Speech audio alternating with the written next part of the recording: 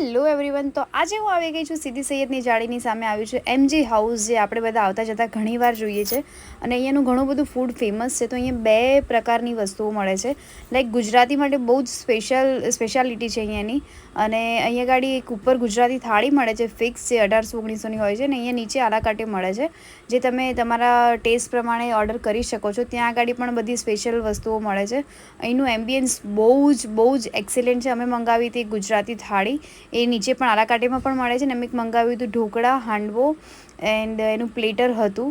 સો એ પણ બહુ જ ટેસ્ટી હતું, યમ્મી એકદમ. એના ઢોકળા બહુ જ ફ્લફી અને સોફ્ટ સ્પોન્જી હતા, તો મને તો પર્સનલી બહુ ભાવ્યા.